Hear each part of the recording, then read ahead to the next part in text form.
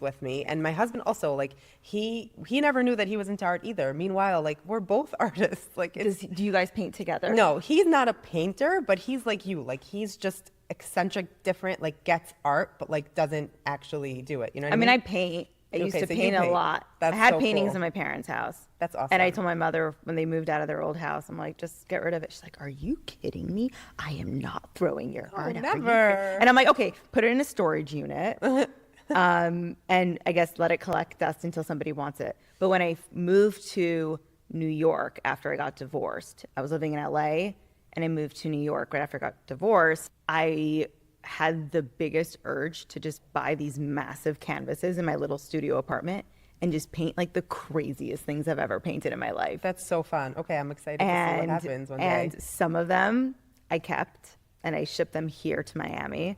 And I think it was like kind of like different phases and moods that I had, because some of them looked like really funny and like funky, and then some of them looked really dark, like, girl, you need like an antidepressant. Like it was interesting because it was like kind of showing like different phases of like my post-divorce life. Like there was a lot of anger, and then there was a lot of But it's amazing. It sadness, gets so and then much there was out. like this like refresh button that was hit. That's And where awesome. it's like, you know what? Like I dealt with all the trauma. Not that it was like uber traumatic, but there is like a level of trauma that everybody goes through after a divorce, whether it was like minor or very major. But art is definitely something that I look at as medicine and therapy.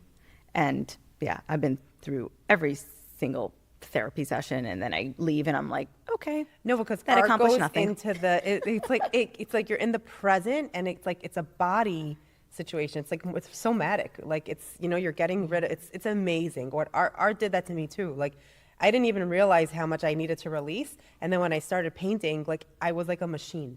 And people were like, no, you're psychotic. Like what are you drinking? Like how are you painting so much? And I'm like, it's called trauma. But what's interesting, what I always notice about your artwork, and maybe I'm just one of those people who pay really close attention to detail.